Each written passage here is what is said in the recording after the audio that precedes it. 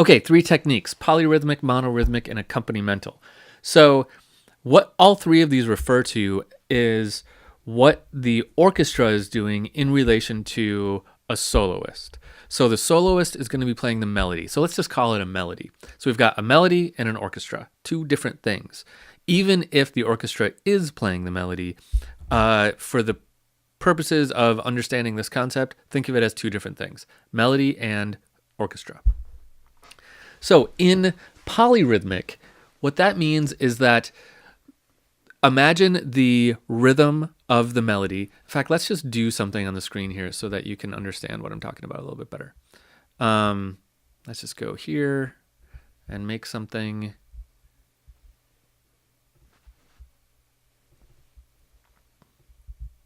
Okay, let's just look here. Let's just move this out of our way. So let's say my melody is let's stick to C minor. So I have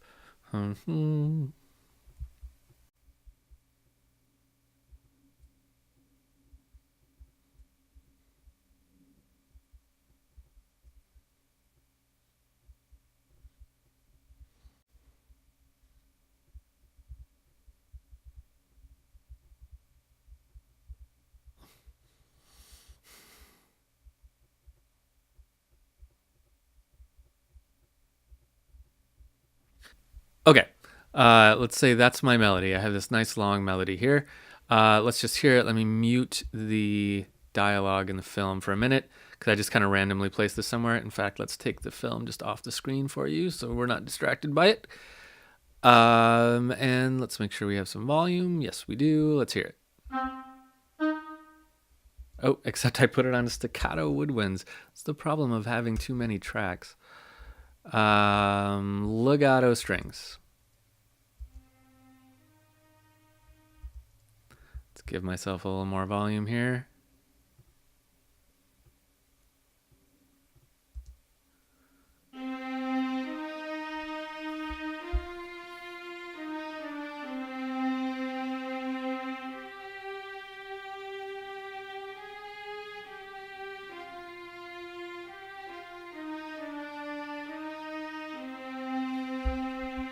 Okay, nice lush melody. Now, back to our three techniques. So polyrhythmic, monorhythmic, and accompanimental. Let's start with monorhythmic, actually. So what monorhythmic means is that the accompaniment, the orchestra stuff, is going to be moving in the exact same rhythm as the melody. So my orchestra stuff might do something like this.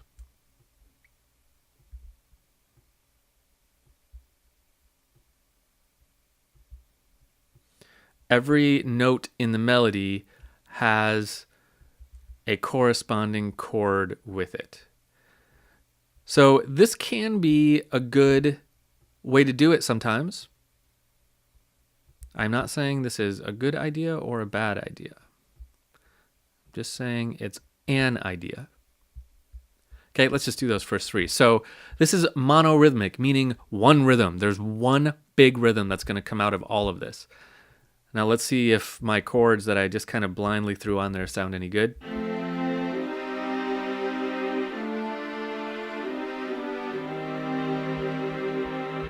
That's actually quite nice, except for this chord. What did I do? D, B, G. I made that a G major chord, which I don't really love. Let's make it a G minor chord. Let's try that one more time.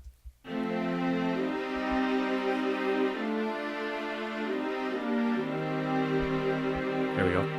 Okay, so that is monorhythmic. Now let's do something polyrhythmic, the other way. Polyrhythmic means that there's the melody, and then the chords are moving in a different rhythm than the melody. So one way to do this would be, let's just delete every other chord just for a quick way to do this. Let's just do that, that, and that. This is going to be a little dissonant, but now you see is The melody is still happening. I haven't changed that. But the accompaniment, the orchestra, is going to move in a little bit different rhythm. In fact, let's do a little bit more here. Let's do that.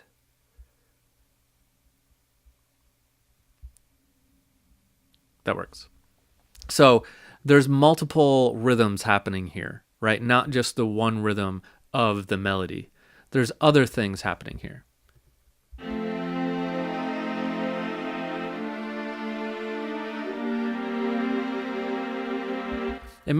It can make a more dense sound. It can also distract from the melody sometimes. It depends on what you're doing, what you want to happen, right?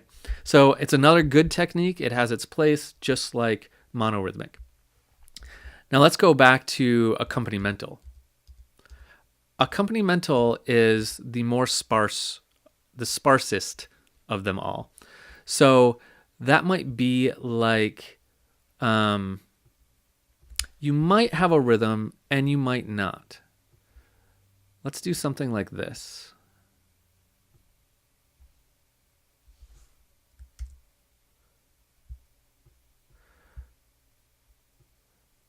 So it's like polyphonic where we have multiple rhythms happening. We can, but it's not necessarily a one-to-one with the melody. It's not a one-to-one. It's usually simpler. So in this one, I'm just going to give them quarter notes all the way through here and just see what happens. It's designed to stay out of the way of the melody. So your orchestra really kind of matters less here.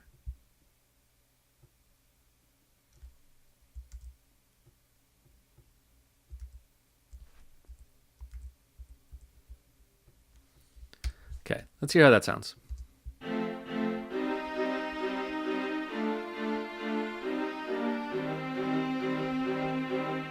Okay, and it doesn't need to be just quarter notes like what I did, like this pulse. They could be long. It could be this.